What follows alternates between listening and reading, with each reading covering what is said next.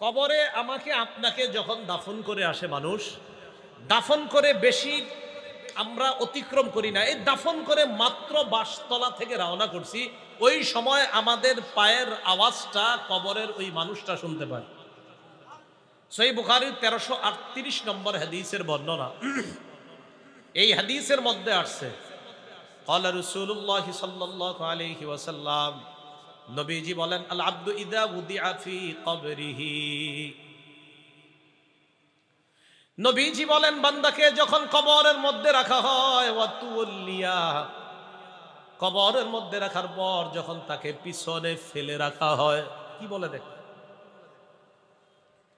কবরের মধ্যে রাখার পর ওয়াতুল্লিয়া, যখন তাকে পিছনে রেখে চলে আসা হয়, বাসতলায় দাফন করলাম, করার পর তাকে আমরা পিছনে রেখে যখন চলে আসলাম, ওয়াযাহাবা আসহাবুহু, আল্লাহ নবী বলেন যেই মানুষগুলা তাকে দাফন করলো, করার পর পিছনে রেখে যারা চলে আসে, বেশি দূরে যায় না, একটু এই দিকে আসার পর, হাত্তা ইন্নাহু লা ইয়াসমাউ করাআনি আলিহিম, ওই কবরের মানুষটা তাদের জুতার আওয়াজগুলা শুনতে পায়, তাদের পায়ের আওয়াজ শুনতে পায়।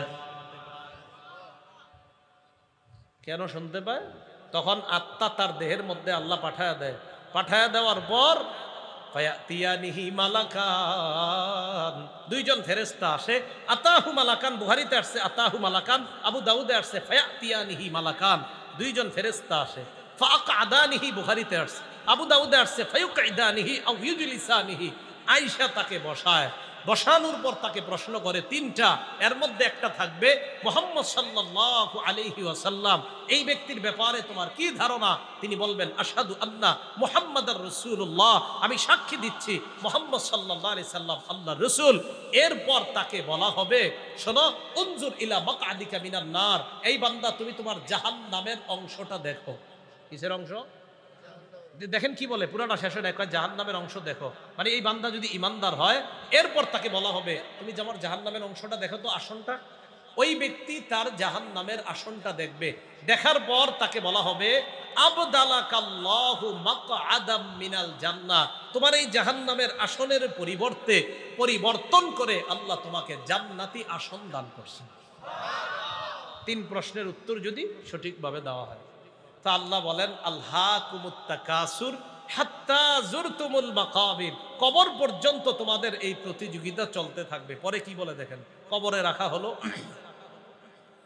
কাল্লা সাউফা তা'লামুনা সুম্মা কাল্লা সাউফা তা'লামুন, তোমরা জানতে পারবে, অবশ্যই তোমরা জানতে পারবে, কাল্লা লাউ তা'লামুনা ইলমাল ইয়াকিন, তোমরা বাস্তবিক অর্থেই জানতে, যদি জানতে, লাউ তা'লামুনা ইলমাল ইয়াকিন, বাস্তবিক জ্ঞানে, সঠিক জ্ঞানে, নিশ্চিত জ্ঞানে যদি তোমরা জানতে, লাতারাউন্নাল জাহিম, আল্লাহ পাক রব্বুল আলামিন বলেন তোমরা অবশ্যই অবশ্যই জাহান্নাম দেখবে। বলেন নাউজুবিল্লাহ। সুম্মা লাতারাউন্নাহা আইনাল ইয়াকিন, পরে আল্লাহ আবার গুরুত্ব দেয়, শোনো, বাস্তবিক চোখেই জাহান্নাম দেখবা, বাস্তব চোখ দিয়ে তোমরা জাহান্নাম দেখবা। পরে কি বলে দেখেন, সুম্মা লা তুসআলুন্না ইয়াউমা ইযিন আনিন নাঈম, অতঃপর অবশ্যই অবশ্যই তোমাদেরকে নেয়ামত সম্পর্কে জিজ্ঞাসা করা হবে। বলেন কি সম্পর্কে? হাত পা কান সব এগুলো আমাদের নেয়ামত। মুসলিম শরীফের বর্ণনা 5208 নম্বর হাদিসের বর্ণনা, রাসূলুল্লাহ সাল্লাল্লাহু আলাইহি সাল্লাম, আবু হুরায়রা রাদিয়াল্লাহু তাআলা আনহুর বর্ণনা, রাসূলুল্লাহ সাল্লাল্লাহু আলাইহি সাল্লাম একদিন বাসা থেকে বের হলেন। মন দিয়ে শুনেন কখন বের হয়েছে, হাদিসে আসছে, খরাজা রাসূলুল্লাহ সাল্লাল্লাহু আলাইহি ওয়াসাল্লাম যাতা ইয়াউমিন আও যাতা লাইলা, নবীজি একদিন দিনের বেলা অথবা রাতের বেলা ঘর থেকে বের হয়েছে।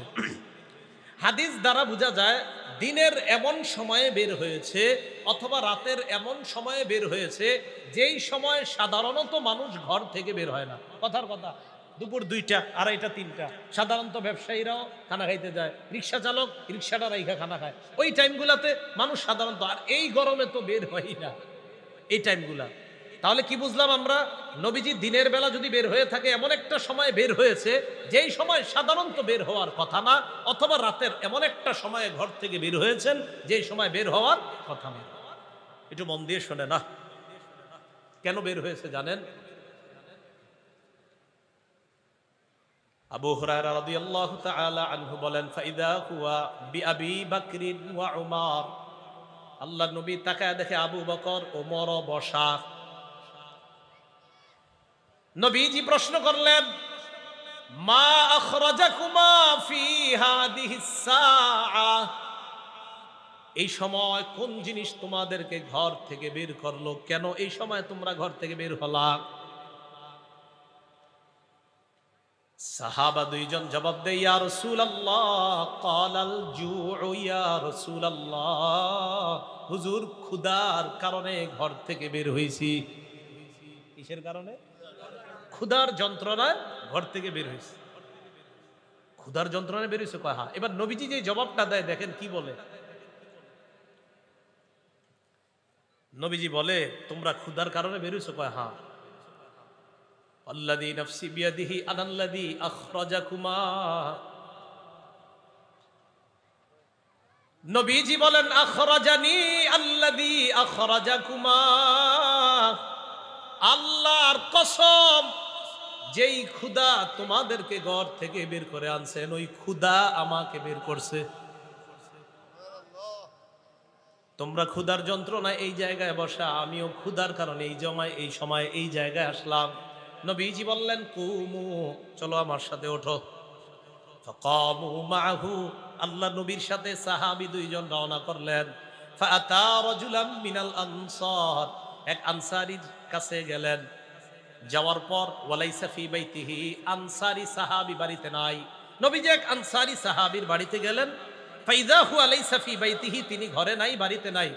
বাড়ির ভিতর থেকে রাআতুল মারআ, আনসারীর বিবি রাসূলকে দেখে ফেলছে।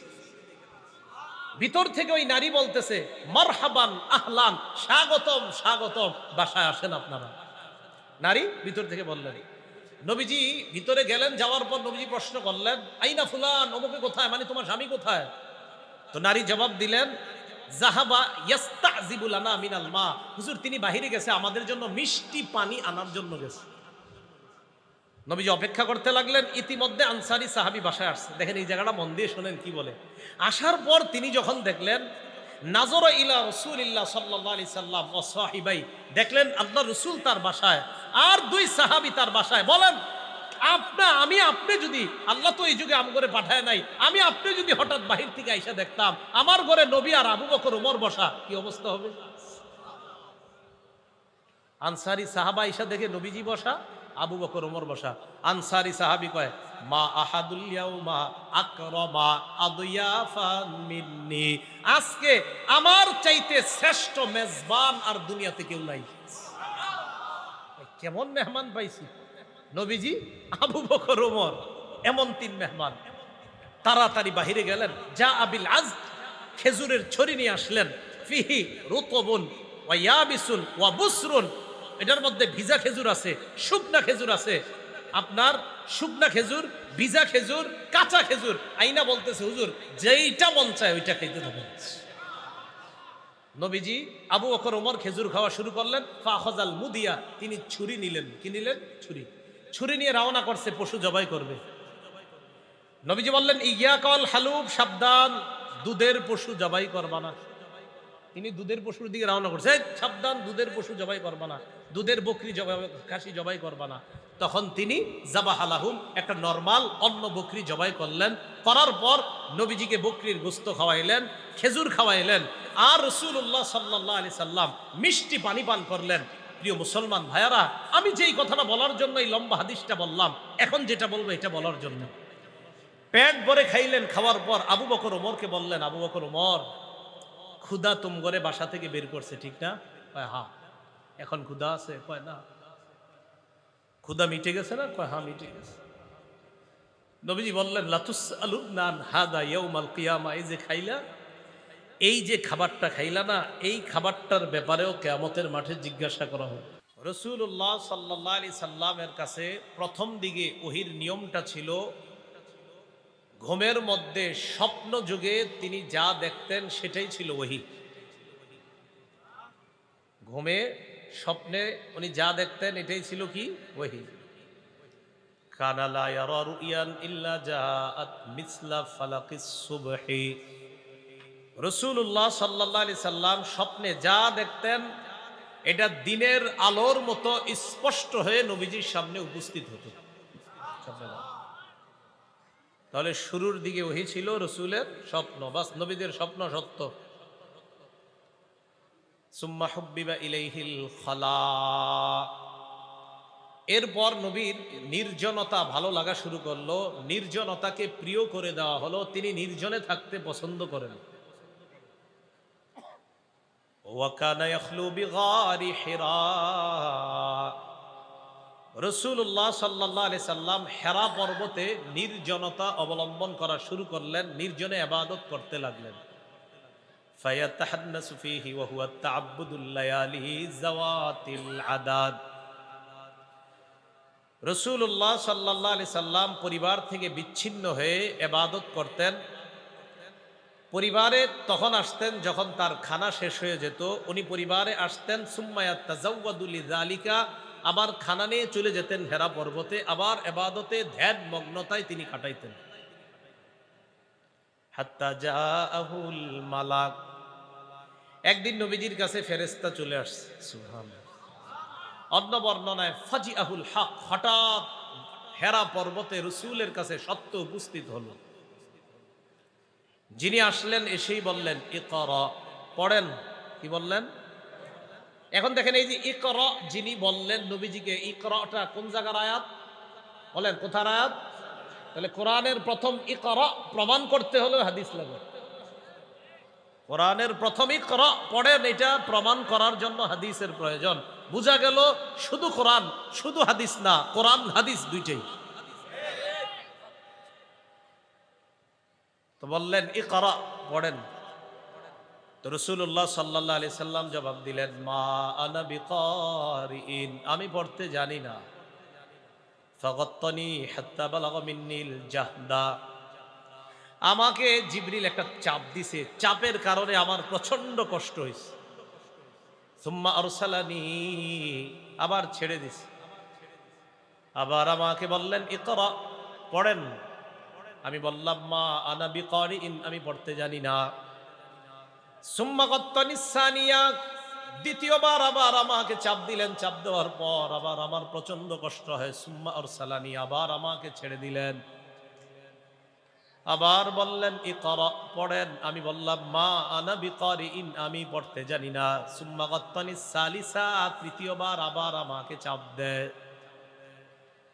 চাপ দেওয়ার পর আমার প্রচন্ড কষ্ট হয়। সুম্মা আরসালানি, আবার আমাকে ছেড়ে দেয়।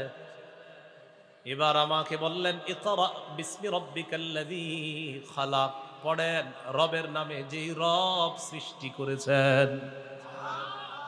নবীজি বলেন যেই মাত্র বলছে রবের নামে পড়ার জন্য, আমি পড়লাম ইকরা বিসমি রাব্বিকাল্লাযী খালাক, খালাকাল ইনসানা মিন আলাক, ইকরা ওয়া রাব্বুকাল আকরামুল্লাযী আল্লামা বিল কলম, আল্লামাল ইনসানা মা লাম ইয়ালাম। রবের নামে যেই মাত্র পড়তে বললেন, 5টি আয়াত আমার মুখ দিয়ে আমার রব বের করে দিলেন। এখন এই যে কোরআনের ইকরা থেকে 5টি আয়াত আমরা প্রমাণ করলাম, কি দিয়ে প্রমাণ করলাম? কথা বুঝছেন? এটা কেন বললাম যে তাকাসুর, এটা যে কোরআনের সূরা, এই কথাগুলা যে আল্লাহর, প্রমাণ কি? প্রমাণ নবী বলছে সাহাবীদেরকে, সাহাবী পরবর্তী প্রজন্মকে বলছে। এইভাবে আস্তে আস্তে আমাদের পর্যন্ত আসছে। এটা আল্লাহর বাণী, এটা রসুলের বাণী। আল্লাহর বাণী বুঝতে গেলে রসুলের বাণী অবশ্যই লাগবে। শুধু কোরআন আর শুধু হাদিস, কোরআন বাদ দিয়ে হাদিস অথবা হাদিস বাদ দিয়ে কোরআন না, কোরআন সুন্নাহ, কোরআন হাদিস উভয়টা মানার নাম হলো মুসলমান। ভয়াবহ ফিতনা চলতেছে আমাদের, আল্লাহ বুঝার তৌফিক দান করেন। তো তাকাসুর, সূরায়ে তাকাসুর, এটা কেন নাজিল হলো? নাজালাত ফি কাবিলাতাইনি মিন কাবাইলিল আনসার, ফি বানিল হারিসা ওয়া বানিল হারিস। আনসারি গোত্রের দুটি গোত্রের ব্যাপারে এই সূরাটা অবতীর্ণ হয়েছে। একটা গোত্রের নাম বনুল হারিসা, আরেকটা গোত্রের নাম বনুল হারিস। সহজে মনে রাখতে পারবেন, একটা নাম বনুল হারিসা, শেষে একটা গোলতা, আরেকটার নাম বনুল হারিস। এই দুই বংশ তাফাখারু, খালি গর্ব করত, ওয়া তাকাসারু, আর প্রাচুর্যের প্রতিযোগিতা করত, আমগো বেশি, তোমগো চেয়ে আমগো বেশি, এই প্রতিযোগিতা খালি করত। আল্লাহ তাদেরকে লক্ষ্য করে এই সূরা নাজিল করলেন। আল্লাহ বলেন, আল্লাহকুমুত তাকাসুরু হাত্তা যুরতুমুল মাকাবির। আল্লাহকুম, তোমাদেরকে ভুলিয়ে দিয়েছে, আত-তাকাসুর, প্রাচুর্যের প্রতিযোগিতা তোমাদেরকে ভুলিয়ে দিয়েছে। কি ভুলিয়ে দিয়েছে? তাফসীরের কিতাবে আসছে, আল্লাহকুমুত তাকাসুরু আন তাআতিল্লাহ, প্রাচুর্যের প্রতিযোগিতা তোমাদেরকে ভুলিয়ে দিয়েছে আন তাআতিল্লাহ, আল্লাহর ইবাদত থেকে তোমাদেরকে গাফেল করে দিয়েছে, তোমাদেরকে ভুলিয়ে দিয়েছে আল্লাহর যে ইবাদত করা দরকার, সম্পদের প্রতিযোগিতায় তোমরা এটা ভুলে গেছো। কতক্ষণ? হাত্তা যুরতুমুল মাকাবির, কবরে যাওয়া পর্যন্ত তোমরা এই প্রতিযোগিতা চলবে। যেদিন কবরে যাবা এদিন এই প্রতিযোগিতা শেষ হবে, এর আগ পর্যন্ত তোমাদের এই প্রতিযোগিতা চলতেই থাকবে। সহিহ বুখারীর বর্ণনা ৬৪২৫ নম্বর হাদিস। এই হাদিসের মধ্যে আসছে, আন্না রাসূলুল্লাহ সাল্লাল্লাহু আলাইহি ওয়াসাল্লাম বাআসা আবা উবাইদা ইবনুল জাররাহ ইলাল বাহরাইন, ওয়া কানা রাসূলুল্লাহ সাল্লাল্লাহু আলাইহি ওয়াসাল্লাম সালাহা আহলাল বাহরাইন ওয়া আমারা আলাইহিম আল আলা ইবনুল হাজরামি। মন দিয়ে শুনেন, রাসূলের এক সাহাবী নাম আবু উবাইদা ইবনুল জাররাহ, এই সাহাবীকে রাসূল সাল্লাল্লাহু আলাইহি সাল্লাম বাহরাইনে পাঠাইলেন। কোথায়? বাহরাইনের নাম শুনছেন নি আপনারা? কেন পাঠাইছেন? ইয়াতি বিজিজিয়াতিহা, ট্যাক্স আনার জন্য। ওয়া কানা রাসূলুল্লাহ সাল্লাল্লাহু আলাইহি ওয়াসাল্লাম সালাহা আহলাল বাহরাইন, নবীজি বাহরাইনবাসীদের সাথে একটা চুক্তি করছে, একটা সন্ধি করছে। বাহরাইনের গভর্নর নবী যাকে বানিয়েছেন, আমির বানিয়েছেন, তিনি কে? আম্মার আলাইহিমুল আলা ইবনুল হাজরামি। নবীজির আরেক সাহাবী নাম আলা ইবনুল হাজরামিকে বাহরাইনের গভর্নর বানিয়েছেন। খুব মন দিয়ে বুঝেন, বাহরাইনের গভর্নর হলেন নবীজির সাহাবী আলা ইবনুল হাজরামি। ওই গভর্নরের নেতৃত্বে চলে বাহরাইন। তো বাহরাইনবাসীদের যে ট্যাক্সগুলা, এগুলা আনার জন্য নবী তার আরেক সাহাবী আবু উবাইদাকে পাঠাইলেন, যাও বাহরাইন থেকে ট্যাক্স নিয়ে মদিনায় আসো। এতটুকু বুঝছেননি সবাই? তো আবু উবাইদা ইবনুল জাররাহ বাহরাইন থেকে মদিনায় আসলেন। ফাকাদিমা আবু উবাইদা বিমালিম মিনাল বাহরাইন, আবু উবাইদা ইবনুল জাররাহ বাহরাইন থেকে মাল সম্পদ নিয়ে মদিনায় আগমন করলেন। ফাসামিআতিল আনসার বিকুদুমি আবি উবাইদা ইবনুল জাররাহ, ফাসামিআতিল আনসার বিকুদুমিহি, আবু উবাইদা যে মাল নিয়ে বাহরাইন থেকে মদিনায় আসছে, এই ঘটনা, এই সংবাদ, তার আগমনের ব্যাপারটা আনসারীরা শুনতে পেল। তারা জানতে পারলো যে নবী যাকে ট্যাক্স আনতে পাঠাইছে তিনি অনেক মালামাল নিয়ে মদিনায় আসছে। ফাওয়াফাউ সালাতাস সুবহি মা রাসূলিল্লাহি সাল্লাল্লাহু আলাইহি ওয়াসাল্লাম, আনসারী সাহাবীগণ আল্লাহ রাসূলের সাথে ফজরের নামাজে শরীক হয়। ফজরের নামাজে আল্লাহ নবীর সাথে শরীক হওয়ার পর ফালাম্মান সারাফা রাসূলুল্লাহ সাল্লাল্লাহু আলাইহি ওয়াসাল্লাম তাআররাদু লা, নবীজি যখন ফজরের নামাজের সালাম ফিরায়, সালাম ফিরানোর পর সব আনসারী সাহাবীগণ আল্লাহ রাসূলের কাছাকাছি গিয়ে বসছে। সবাই গিয়ে নবীর সামনে বসছে। কেন জানেন? উদ্দেশ্য হলো হুজুর কিছু বলতেছেন, এমনি সবাই এমন একটা ভাব যে হুজুর কিছু একটা ব্যাপারে আপনার সামনে বসে রয়েছে। সবাই নবীজির দিকে মুখ করে বসে রয়েছে। নবীজি তাদের সবার দিকে তাকায়া ফাতাবাসসামা রাসূলুল্লাহ সাল্লাল্লাহু আলাইহি ওয়াসাল্লাম হিনা রাআহুম, নবীজি যখন তাদেরকে দেখলেন একটা মুচকি হাসি দিলেন। আবার বলছি, বাহরাইন থেকে মাল আসছে, এই সংবাদ আনসাররা পেয়েছে। আনসাররা নবীজির সাথে ফজরের জামাতে শরিক হয়েছে। সালাম ফিরানোর পর নবীজির সামনাসামনি মুখোমুখি হয়ে বসছে। নবীজি তাদের দিকে তাকায়া একটা মুস্কি হাসি দিচ্ছে। তাদেরকে বললেন, সামিআতুম বিকুদুমি আবি উবাইদাতা ওয়া আন্নাহু জাআ বিমাল। ঘটনা কি? আবু উবাইদা যে মদিনায় আসছে এটা তোমরা শুনছো না, আর সম্পদ নিয়ে আসছে এটাও তোমরা শুনছো, ঠিক না?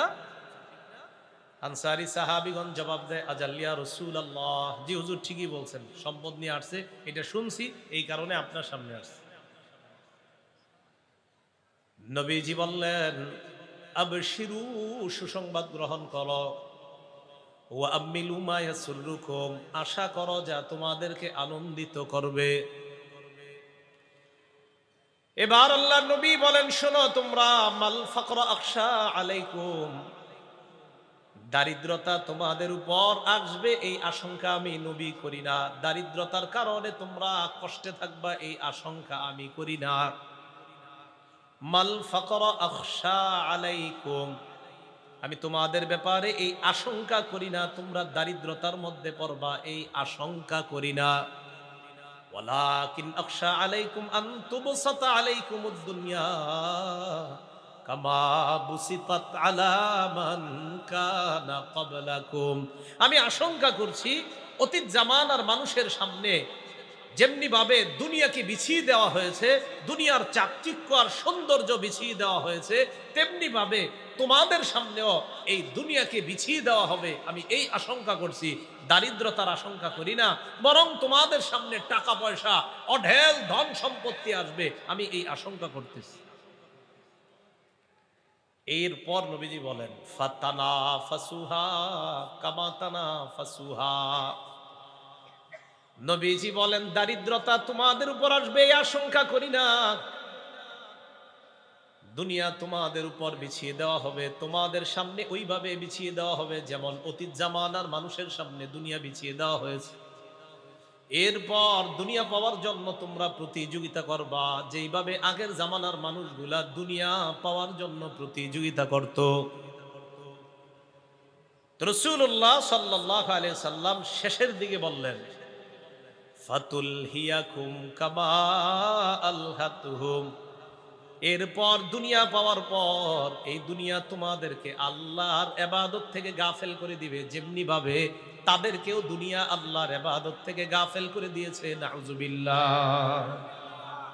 বুঝছেন নি হাদিসটা সবাই? আমি আশঙ্কা করছি এত বেশি দুনিয়া তোমরা পাবে, অতীত জামানার মানুষ যেমন পেয়ে আল্লাহরে ভুলে গেছে, তোমরাও এত পরিমাণ দুনিয়া পাবে, এই দুনিয়া তাদেরকে যেমন আল্লাহ ভুলিয়ে দিয়েছে, আমার আশঙ্কা দুনিয়া তোমাদেরকেও না জানি আল্লাহর ইবাদত ভুলিয়ে দেয়। আল্লাহ আমাদের সকলকে, আমরা যেন টাকা পয়সার মালিক হওয়ার পরে আসল মালিককে ভুলে না যাই, আল্লাহ আমাদেরকে ভুলে যাওয়ার খাতায় যারা আছে তাদের থেকে হেফাজত করেন। সম্পদ হওয়া খারাপ না, কিন্তু সম্পদ হওয়ার পর আল্লাহরে ভুলে যাওয়া এটা অবশ্যই খারাপ। আল্লাহ বুঝার তৌফিক দান করেন। তা আল্লাহ বলেন, আল্লাহকুমুত তাকাসুর, প্রাচুর্যের প্রতিযোগিতা তোমাদেরকে ভুলিয়ে দিয়েছে আল্লাহর ইবাদত থেকে। সহিহ মুসলিম শরীফের বর্ণনা 2958 নম্বর হাদিস, 2958 মাদ্রাসার, আর যাদের পকেটে মোবাইল আছে মোবাইল অনুযায়ী 7310 নম্বর হাদিস মুসলিম শরীফের। এই হাদিসের মধ্যে আসছে, قال رسول الله صلى الله عليه وسلم يقول ابن آدم مالي ومالي, নবীজি বলেন আদম সন্তান বলে আমার সম্পদ, আমার সম্পদ, গাছ আমার, বাড়ি আমার, ঘর আমার, টাকা আমার, কলেজ আমার, অমুকটা আমার, সব আমার। বলে না হুজুর এই জায়গাটা আমার, আলহামদুলিল্লাহ গত মাসে কিনছি, হুজুর আমার 4টা বাস, হুজুর আমার 10টা অমুক। নবীজি বলেন আদম সন্তান বলে মালি মালি, আমার সম্পদ, আমার সম্পদ, আমার সম্পদ। আল্লাহর নবী বলেন তোমার সম্পদ মাত্র 3টা। বলেন কয়টা? আদম সন্তান কয় আমার সম্পদ, আমার সম্পদ। নবীজি কয় তোমার সম্পদ মাত্র 3টা। 3টা।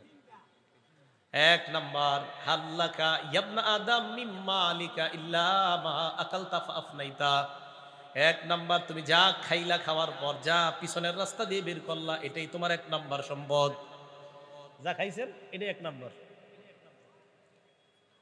দুই নাম্বার, আউলাবিস্তা ফাবুলাইতা, যা পরিধান করলা, করার পর পুরাতন হয়ে গেছে, এটা আর পরো না, এটা তোমার সম্পদ। তিন নাম্বার, আও তাসাদদাকতা ফাআমজাইতা, সদকা করার পর তোমার সম্পদ যদি শেষ হয়ে যায়, এটাই তোমার সম্পদ। এই তিন সম্পদ ছাড়া তোমার সম্পদ নাই। মনে থাকবে নি?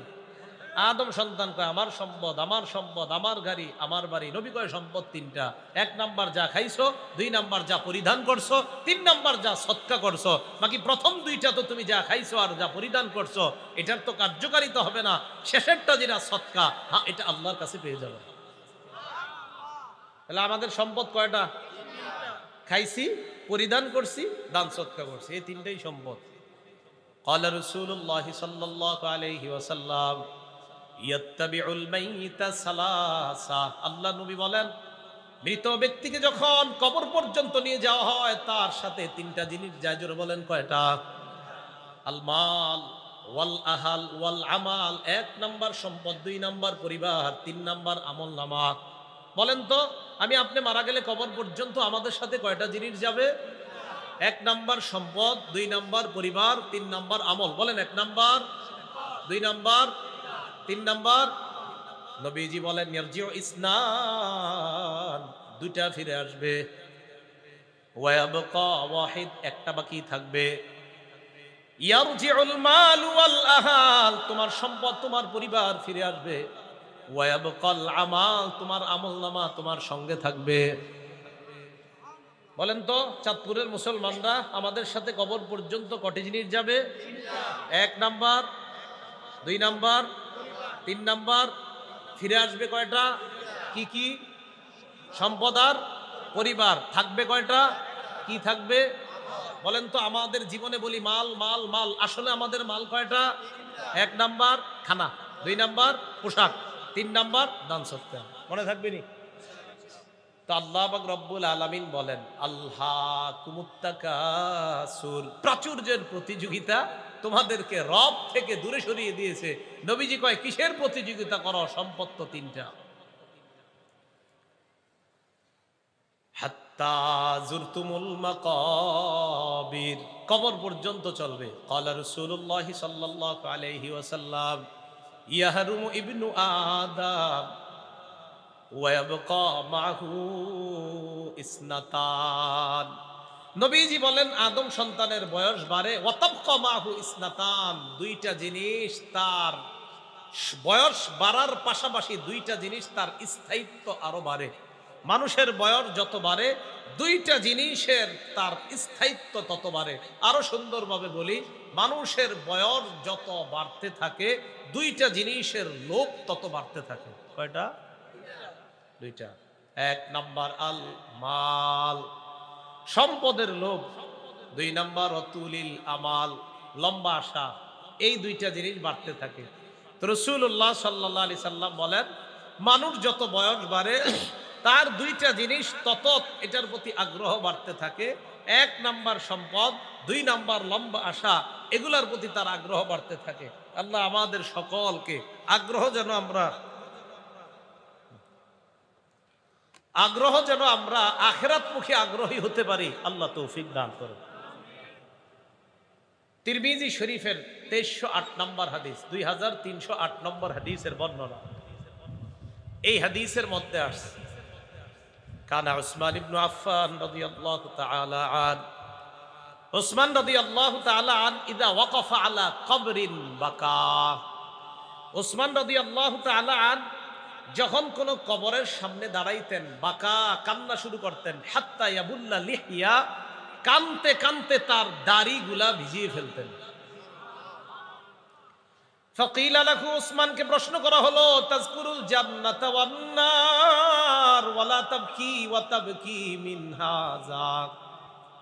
প্রশ্ন করা হলো, আপনি জান্নাতের আলোচনা করেন, জাহান্নামের আলোচনা করেন, আপনি কান্না করেন না, অথচ আপনি যখন কবরের সামনে দাঁড়ান, আপনি এত কান্না কেন করেন? আপনার কাছে জানতে চাই।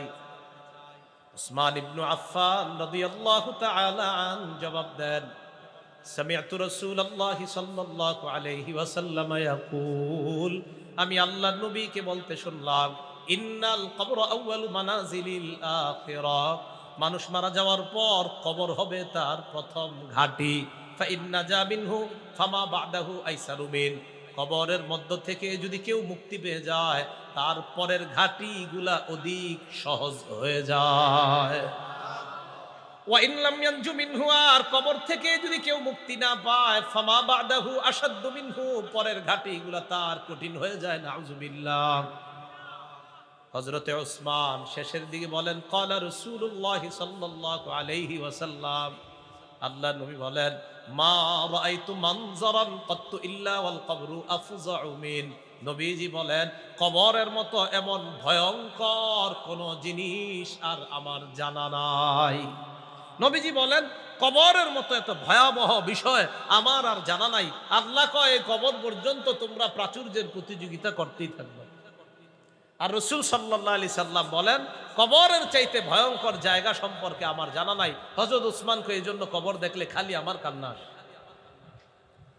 মুসলিম শরীফের বর্ণনা 2104 নম্বর হাদিস, মাদ্রাসার পাঠ্যপুস্তক অনুযায়ী 956 নম্বর হাদিসের বর্ণনা। বিসমিল্লাহ। আলহামদুলিল্লাহ। এই হাদিসের মধ্যে আসছে আবু হুরায়রা রাদিয়াল্লাহু তাআলা আনহুর বর্ণনা, মন দিয়ে শুনেন। আন আবি হুরায়রা রাদিয়াল্লাহু তাআলা আনহু قال, আবু হুরায়রা রাদিয়াল্লাহু তাআলা আনহুর বর্ণনা, আন্না ইমরাআতান সাউদা কানাত তাকুমুল মাসজিদ আও শাবান, একজন কালো মহিলা অথবা একজন কালো যুবক মসজিদ ঝাড়ু দিত। একজন কালো মহিলা অথবা একজন কালো যুবক মসজিদ কি করত? ঝাড়ু দিত। ফামাতা, এই মহিলাটা অথবা যুবকটা একদিন মারা যায়। ফাসআলা আনহা আও আনহু, আল্লাহর নবী ওই কালো মহিলার ব্যাপারে অথবা কালো যুবকটির ব্যাপারে প্রশ্ন করলেন, কি ব্যাপার, কালো মহিলাটাকে ইদানিং আর কেন মসজিদে দেখা যায় না? সাহাবীগণ জবাব দিলেন, মা তা হুজুর, এই মহিলাটা অথবা ওই কালো যুবকটা মারা গেছে। নবীজি বললেন, মারা গেছে, এখন কোথায়? সাহাবীগণ জবাব দিলেন, ইয়া রাসূলুল্লাহ, আপনাকে না জানিয়ে ওই মহিলাকে আমরা দাফন করে দিছি। আল্লাহ নবী বলেন, আফালা কুনতুম আযানতুমুনি, এই মহিলাটা মারা যাওয়ার পর কেন তোমরা আমাকে জানাইলা না? আমাকে জানানোর প্রয়োজন কি তোমরা মনে করো নাই? হাদিসের মধ্যে আসছে, কান্নাহুম সাগগারু আমরাহা আও আমরাহু, এই মহিলাটা কালো মহিলা, তো তার ব্যাপারে রাসূলকে জানানোটা তারা প্রয়োজন মনে করে নাই। আমি এইভাবে বলাটা সুন্দর হয় নাই, ঠিক হয় নাই, বলেন নাউজুবিল্লাহ। মানে তাদের মনে হলো আর কি যে একজন কালো মহিলা, ওনার ব্যাপারে নবীজির আর কি জানাবো, ঝাড়ু দিত, অপরিচিত, কেউ চিনতো না, তাই মারা গেছে, সাহাবীরা দাফন করে দিছে। নবীজিকে আমারে বলবা না তোমরা?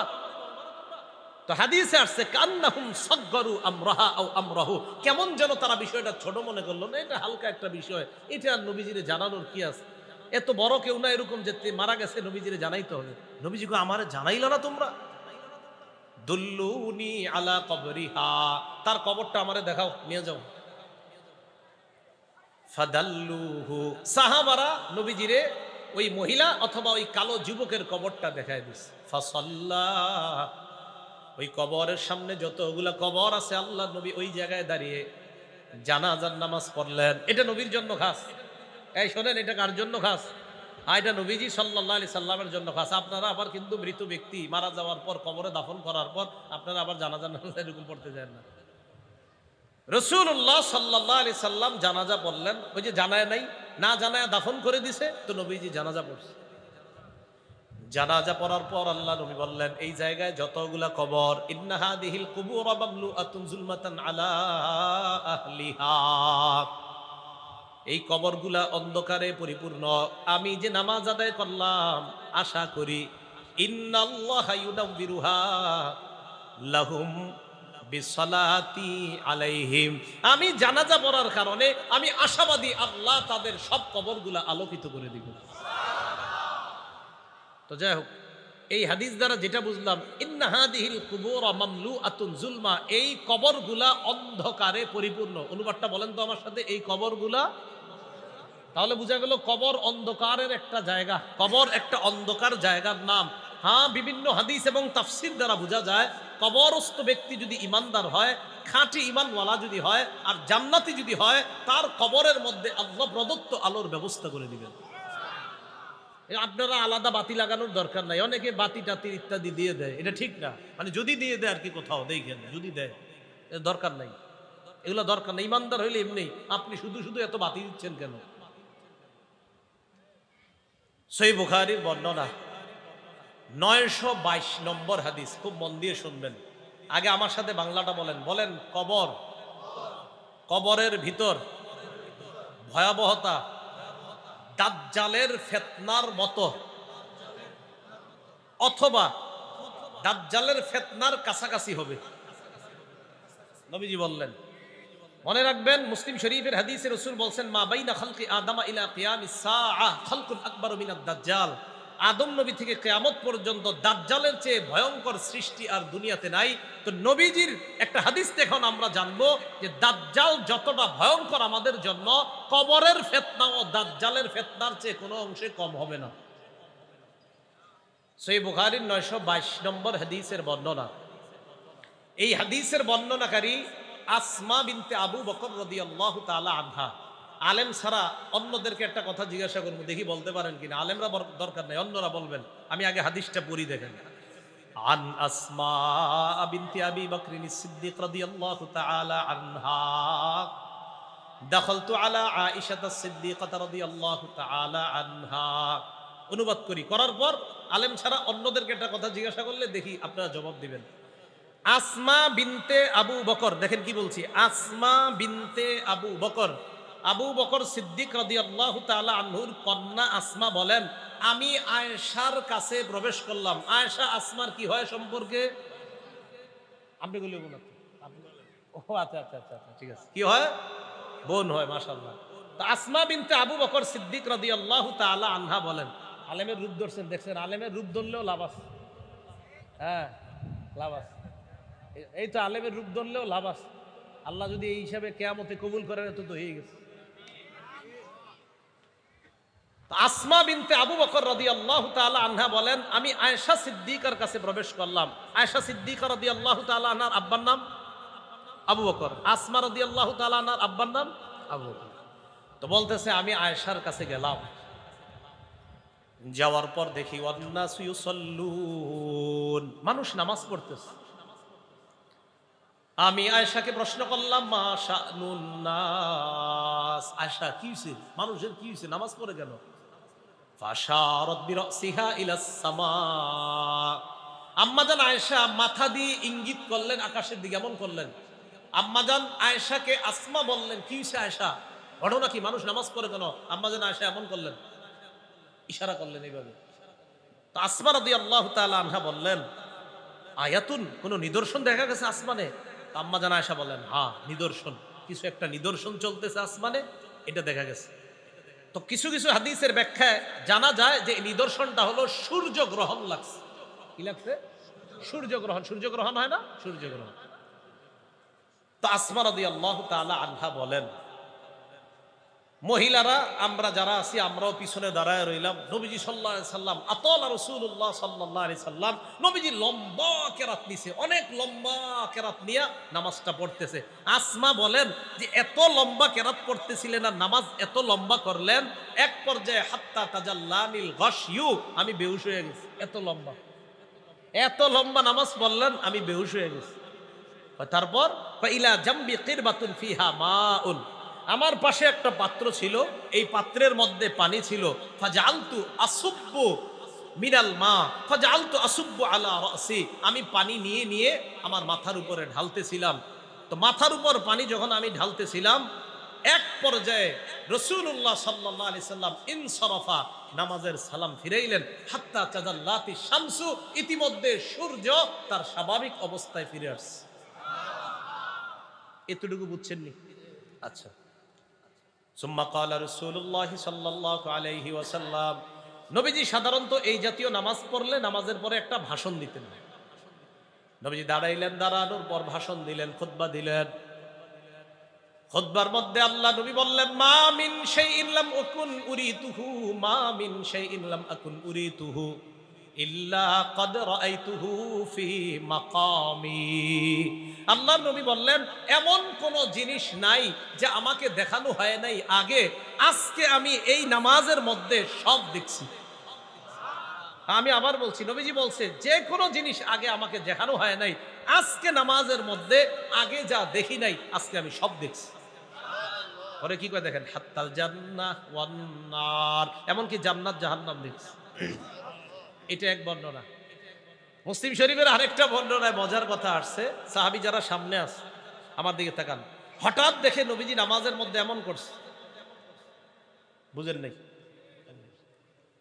নামাজের পরে সামনের কাতারের এক সাহাবী বললেন, হুজুর আপনি নামাজে আজকে যে কাজ করছেন এটা তো আগে করতে দেখিনি, কি হয়েছে?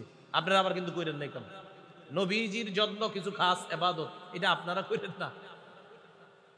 তো নবীজি বললেন, আমি যখন এমন করছি, আমি জান্নাতের আঙ্গুরের ছড়ি দেখছি, ওইটা আমি ধরতে চাইছি। যদি একটা ছড়ি আনতে পারতাম তাহলে তোমরা যতদিন দুনিয়াতে থাকতা খাইতে পারতাম। আপনারা কি নামাজে এরকম ছড়ি দেখেন? তো দেখলে না হাত দিবেন, আপনারা দেখেন না তো হাত দিয়েন না। এভাবে আপনারা নামাজ কিন্তু মন করেন হাসির বিষয় না। আবার অনেকে চিন্তা করবো, বইলা গেছে তো আমি একটু নামাজে এরকম সামনে হাত বাড়াবো না, এরকম না। তো সূর্য স্বাভাবিক অবস্থায় আসছে, রাসূলুল্লাহ সাল্লাল্লাহু আলাইহি সাল্লাম বললেন, জান্নাত জাহান্নাম দেখছি, জানো আর কি দেখছি? আন্নাহু কদ উহিয়া ইলাইয়া, আমাকে জানানো হয়েছে, আন্নাকুম তুফতানুনা ফিল কুবুর মিসলা আও করিবা মিন ফিতনাতিদ দাজ্জাল। নবীজি বলেন, আমাকে জানানো হয়েছে ওহীর মাধ্যমে, কবরের মধ্যে তোমাদেরকে ফিতনায় ফেলানো হবে। এই ফিতনাটা দাজ্জালের ফিতনার মতো হবে, অথবা দাজ্জালের ফিতনার কাছাকাছি হবে। নাউজুবিল্লাহ। তো ফিতনা যদি দাজ্জালেরটা হয়ে যায় কবরে, তাহলে তো খবর আছে। আল্লাহ আমাদেরকে হেফাজত করেন। তাহলে কবর অন্ধকার হবে, কবরের মধ্যে দাজ্জালের মতো ফিতনার মধ্যে পড়া রাখতে পারে। আল্লাহ হেফাজত করেন। তো এটাই বলতেছিলেন, আল্লাহ প্রাচুর্যের প্রতিযোগিতা চালাইতে থাকবা কতদিন জানো? কবরে না যাওয়া পর্যন্ত। বুখারী শরীফের বর্ণনা 1372 নম্বর হাদিস। এই হাদিসের বর্ণনাকারী আম্মাজান আয়েশা সিদ্দিকা রাদিয়াল্লাহু তাআলা আনহা, তিনি বলেন, আন্না ইয়াহুদিয়াতান দাখালাত আলা আয়েশা রাদিয়াল্লাহু তাআলা আনহা, এক ইহুদি নারী আম্মাজান আয়েশা সিদ্দিকার কাছে আসে। আসার পর আম্মাজানকে জিজ্ঞাসা করলেন কবরের আযাবের ব্যাপারে। কোন আযাব বলেন? কোন আযাব?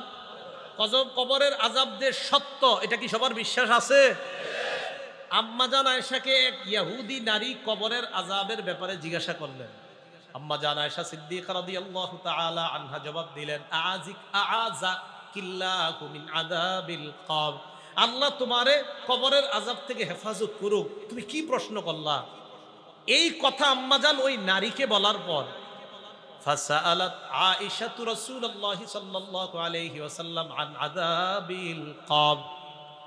আম্মাজান আয়েশা সিদ্দিকা রাদিয়াল্লাহু তাআলা আনহা নবীজিকে কবরের আযাবের ব্যাপারে জিজ্ঞাসা করলেন। ফাকালা রাসূলুল্লাহ সাল্লাল্লাহু আলাইহি ওয়াসাল্লাম, নাআম।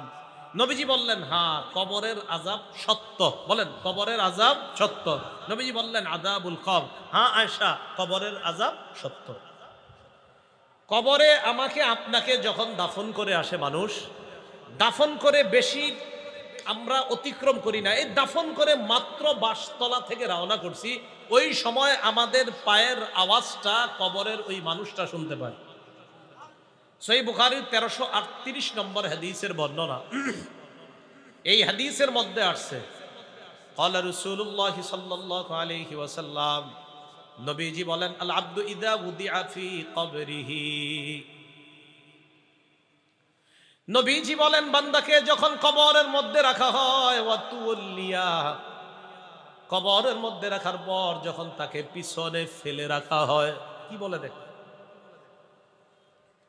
কবরের মধ্যে রাখার পর ওয়াতুল্লিয়া, যখন তাকে পিছনে রেখে চলে আসা হয়, বাঁশ তলায় দাফন করলাম, করার পর তাকে আমরা পিছনে রেখে যখন চলে আসলাম, ওয়াযাহাবা আসহাবুহু, আল্লাহ নবী বলেন যেই মানুষগুলা তাকে দাফন করলো, করার পর পিছনে রেখে যারা চলে আসে, বেশি দূরে যায় না, একটু এই দিকে আসার পর হাত্তা ইন্নাহু লা ইয়াসমাউ করাআনি আলিহিম, ওই কবরের মানুষটা তাদের জুতার আওয়াজগুলা শুনতে পায়, তাদের পায়ের আওয়াজ শুনতে পায়। কেন শুনতে পায়? তখন আত্মা তার দেহের মধ্যে আল্লাহ পাঠায়া দেয়। পাঠায়া দেওয়ার পর ফায়াতিয়ানিহি মালাকান, দুইজন ফেরেশতা আসে। আতাহু মালাকান বুখারীতে আসছে, আতাহু মালাকান আবু দাউদে আসছে ফায়াতিয়ানিহি মালাকান, দুইজন ফেরেশতা আসে। ফাআকআদানিহি বুখারীতে আসছে, আবু দাউদে আসছে ফায়ুকঈদানিহি আও ইউজলিসানিহি, আয়েশা তাকে বসায়, বসানোর পর তাকে প্রশ্ন করে তিনটা, এর মধ্যে একটা থাকবে মুহাম্মদ সাল্লাল্লাহু আলাইহি ওয়াসাল্লাম, এই ব্যক্তির ব্যাপারে তোমার কি ধারণা? তিনি বলবেন আশহাদু আন্না মুহাম্মাদার রাসূলুল্লাহ, আমি সাক্ষী দিচ্ছি মুহাম্মদ সাল্লাল্লাহু আলাইহি সাল্লাম আল্লাহর রাসূল। এরপর তাকে বলা হবে শোনো, উনজুর ইলা মাকআদিকা মিনান নার, এই বান্দা তুমি তোমার জাহান্নামের অংশটা দেখো। কিসের অংশ?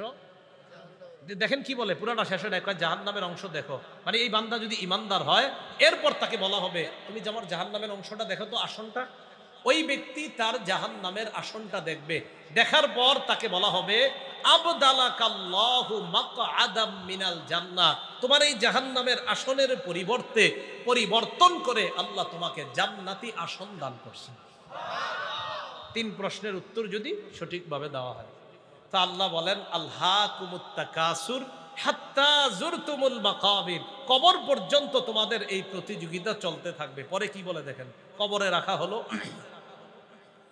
কাল্লা সাউফা তা'লামুনা সুম্মা কাল্লা সাউফা তা'লামুন, তোমরা জানতে পারবে, অবশ্যই তোমরা জানতে পারবে। কাল্লা লাউ তা'লামুনা ইলমাল ইয়াকিন, তোমরা বাস্তবিক অর্থেই জানতে, যদি জানতে, লাউ তা'লামুনা ইলমাল ইয়াকিন, বাস্তবিক জ্ঞানে, সঠিক জ্ঞানে, নিশ্চিত জ্ঞানে যদি তোমরা জানতে, লাতারাবুন্নাল জাহিম, আল্লাহ পাক রব্বুল আলামিন বলেন তোমরা অবশ্যই অবশ্যই জাহান্নাম দেখবে। বলেন নাউজুবিল্লাহ। সুম্মা লাতারাবুন্নাহা আইনাল ইয়াকিন, পরে আল্লাহ আবার গুরুত্ব দেয়, শোনো বাস্তবিক চোখেই জাহান্নাম দেখবা, বাস্তব চোখ দিয়ে তোমরা জাহান্নাম দেখবা। পরে কি বলে দেখেন, সুম্মা লাতুসআলুন্না ইয়াউমা ইযিন আনিন নাঈম, অতঃপর অবশ্যই অবশ্যই তোমাদেরকে নেয়ামত সম্পর্কে জিজ্ঞাসা করা হবে। বলেন কি সম্পর্কে? হাত পা কান সব এগুলো আমাদের নেয়ামত। মুসলিম শরীফের বর্ণনা 5208 নম্বর হাদিসের বর্ণনা, রাসূলুল্লাহ সাল্লাল্লাহু আলাইহি সাল্লাম, আবু হুরায়রা রাদিয়াল্লাহু তাআলা আনহুর বর্ণনা, রাসূলুল্লাহ সাল্লাল্লাহু আলাইহি সাল্লাম একদিন বাসা থেকে বের হলেন। মন দিয়ে শুনেন কখন বের হয়েছে, হাদিসে আসছে খরাজা রাসূলুল্লাহ সাল্লাল্লাহু আলাইহি ওয়াসাল্লাম যাতা ইয়াউমিন আও যাতা লাইলা, নবীজি একদিন দিনের বেলা অথবা রাতের বেলা ঘর থেকে বের হয়েছে। হাদিস দ্বারা বোঝা যায় দিনের এমন সময়ে বের হয়েছে অথবা রাতের এমন সময়ে বের হয়েছে যেই সময় সাধারণত মানুষ ঘর থেকে বের হয় না। কথার কথা, দুপুর 2টা, 2:30, 3টা সাধারণত ব্যবসায়ীরাও খানা খাইতে যায়, রিক্সা চালক রিক্সাটা রাইখা খানা খায়, ওই টাইমগুলাতে মানুষ সাধারণত, আর এই গরমে তো বের হয়ই না এই টাইমগুলা। তাহলে কি বুঝলাম আমরা, নবীজি দিনের বেলা যদি বের হয়ে থাকে এমন একটা সময় বের হয়েছে যেই সময় সাধারণত বের হওয়ার কথা না, অথবা রাতের এমন একটা সময়ে ঘর থেকে বের হয়েছেন যেই সময় বের হওয়ার কথা না। একটু মন দিয়ে শোনে না, কেন বের হয়েছে জানেন? আবু হুরায়রা রাদিয়াল্লাহু তাআলা আনহু বলেন, ফাইদা হুয়া বিআবি বকরিন ওয়া উমর, আল্লাহ নবী তাকায় দেখে আবু বকর ওমর বসা। নবীজি প্রশ্ন করলেন, মা আখরাজাকুমা ফি হাদিহিস সাআ, এই সময় কোন জিনিস তোমাদেরকে ঘর থেকে বের করলো, কেন এই সময় তোমরা ঘর থেকে বের হলা? সাহাবা দুইজন জবাব দেয়, ইয়া রাসূলুল্লাহ, ক্বালাল জুউ ইয়া রাসূলুল্লাহ, হুজুর ক্ষুধার কারণে ঘর থেকে বের হইছি। কিসের কারণে? ক্ষুধার যন্ত্রণায় ঘর থেকে বের হয়েছে। ক্ষুধার যন্ত্রণায় বের হয়েছে, কয় হ্যাঁ। এবার নবীজি যে জবাবটা দেয় দেখেন কি বলে। নবীজি বলে তোমরা ক্ষুধার কারণে বের হয়েছে, কয় হ্যাঁ। আল্লাযী নাফসি বিয়াদিহি আনাল্লাযী আখরাজাকুমা। নবীজি বলেন আখরাজানি আল্লাযী আখরাজাকুমা, আল্লাহর কসম, যেই ক্ষুধা তোমাদেরকে ঘর থেকে বের করে আনছেন ওই ক্ষুধা আমাকে বের করছে। তোমরা ক্ষুধার যন্ত্রণায় এই জায়গায় বসা, আমিও ক্ষুধার কারণে এই সময় এই জায়গায় আসলাম। নবীজি বললেন কুমু, চলো আমার সাথে ওঠো। ফাকামু মাহু, আল্লাহ নবীর সাথে সাহাবী দুইজন রওনা করলেন। ফাআতা রাজুলাম মিনাল আনসার, এক আনসারীর কাছে গেলেন। যাওয়ার পর ওয়ালাইসা ফি বাইতিহি, আনসারী সাহাবী বাড়িতে নাই। নবীজি এক আনসারী সাহাবীর বাড়িতে গেলেন। ফাইদা হুয়া লাইসা ফি বাইতিহি, তিনি ঘরে নাই, বাড়িতে নাই। বাড়ির ভিতর থেকে রাআতুল মারআ, আনসারীর বিবি রাসূলকে দেখে ফেলছে। ভিতর থেকে ওই নারী বলতেছে মারহাবান আহলান, স্বাগতম স্বাগতম, বাসায় আসেন আপনারা। নারী ভিতর থেকে বললেন। নবীজি ভিতরে গেলেন। যাওয়ার পর নবীজি প্রশ্ন করলেন আইনা ফুলান, অমুকে কোথায়, মানে তোমার স্বামী কোথায়? তো নারী জবাব দিলেন জাহাবা ইয়াস্তাজিবু লানা মিনাল মা, হুজুর তিনি বাহিরে গেছে, আমাদের জন্য মিষ্টি পানি আনার জন্য গেছে। নবীজি অপেক্ষা করতে লাগলেন। ইতিমধ্যে আনসারী সাহাবী বাসায় আসছে। দেখেন এই জায়গাটা মন দিয়ে শোনেন কি বলে। আসার পর তিনি যখন দেখলেন নাজরা ইলা রাসূলিল্লাহ সাল্লাল্লাহু আলাইহি সাল্লাম ওয়া সাহিবাই, দেখলেন আল্লাহর রাসূল তার বাসায় আর দুই সাহাবী তার বাসায়। বলেন আপনি যদি, আল্লাহ তো এই যুগে আম করে পাঠায় নাই, আপনি যদি হঠাৎ বাহির থেকে আইসা দেখতাম আমার ঘরে নবী আর আবু বকর ওমর বসা, কি অবস্থা হবে? আনসারী সাহাবা আইসা দেখে নবীজি বসা, আবু বকর ওমর বসা। আনসারী সাহাবী কয় মা আহাদুল ইয়াউমা আকরামা আদয়াফান মিন্নি, আজকে আমার চাইতে শ্রেষ্ঠ মেজবান আর দুনিয়াতে কেউ নাই। কেমন মেহমান পাইছি, নবীজি, আবু বকর ওমর, এমন তিন মেহমান। তাড়াতাড়ি বাহিরে গেলেন। যা আবিল আজ, খেজুরের ছড়ি নিয়ে আসলেন। ফিহি রুতবুন ওয়া ইয়াবিসুন ওয়া বুসরুন, এটার মধ্যে ভিজা খেজুর আছে, শুকনা খেজুর আছে। আপনার শুকনা খেজুর, ভিজা খেজুর, কাঁচা খেজুর। আইনা বলতেছে হুজুর যেইটা মন চায় ওইটা খাইতে দেবেন। নবীজি আবু বকর ওমর খেজুর খাওয়া শুরু করলেন। ফাখাযাল মুদিয়া, তিনি ছুরি নিলেন। কি নিলেন? ছুরি। ছুরি নিয়ে রওনা করছে, পশু জবাই করবে। নবীজি বললেন ইয়াকাল হালুব, সাবধান, দুধের পশু জবাই করবা না। তিনি দুধের পশুর দিকে রওনা করছে, সাবধান, দুধের পশু জবাই করবা না, দুধের বকরি জবাই, খাসি জবাই করবা না। তখন তিনি জাবাহালাহুম, একটা নরমাল অন্য বকরি জবাই করলেন। করার পর নবীজিকে বকরির গোস্ত খাওয়াইলেন, খেজুর খাওয়াইলেন, আর রাসূলুল্লাহ সাল্লাল্লাহু আলাইহি সাল্লাম মিষ্টি পানি পান করলেন। প্রিয় মুসলমান ভাইয়ারা, আমি যেই কথাটা বলার জন্য এই লম্বা হাদিসটা বললাম, এখন যেটা বলবো এটা বলার জন্য। পেট ভরে খাইলেন। খাওয়ার পর আবু বকর ওমরকে বললেন আবু বকর ওমর, ক্ষুধা তুম করে বাসা থেকে বের করছে, ঠিক না? কয় হ্যাঁ। এখন ক্ষুধা আছে? কয় না। ক্ষুধা মিটে গেছে না? কয় হ্যাঁ মিটে গেছে। নবীজি বললেন লাতুসআলুনা আন হাদা ইয়াউমাল কিয়ামা, এই যে খাইলা, এই যে খাবারটা খাইলা না, এই খাবারটার ব্যাপারেও কিয়ামতের মাঠে জিজ্ঞাসা করা হবে। সুম্মা লাতুসআলুনা ইয়াউমা ইযিন আনিন নাঈম, আল্লাহ বলেন অবশ্যই অবশ্যই তোমাদেরকে নিয়ামত, প্রত্যেকটা নিয়ামতের ব্যাপারে জিজ্ঞাসা করা হবে। তাহলে আল্লাহর কোনো নিয়ামতের অশুকরিয়া আদায় করব আমরা কখনো? আমরা সব নিয়ামতের শুকরিয়া আদায় করি। আল্লাহ পাক রব্বুল আলামিন আমাদের সকলকে সূরা তাকাসুর থেকে যে বিষয়টা জানলাম, সম্পদ হওয়া দোষের না, কিন্তু সম্পদের প্রতিযোগিতায় কাকে ভুলে যাওয়া যাবে না? আল্লাহকে ভুলে যাওয়া যাবে না। কবরে যাওয়ার আগে আমল নামা নিয়ে কবরের মধ্যে যাওয়া। আর ৩ নাম্বার বিষয়টা শিখলাম, আমার জীবন সম্পর্কে প্রশ্ন হবে, এর মধ্যে যে আল্লাহ যত নিয়ামত দিয়েছেন আমাকে, এই নিয়ামতের ব্যাপারে প্রশ্ন করা হবে। প্রত্যেকটা বিষয়ের জন্য প্রস্তুত থাকা।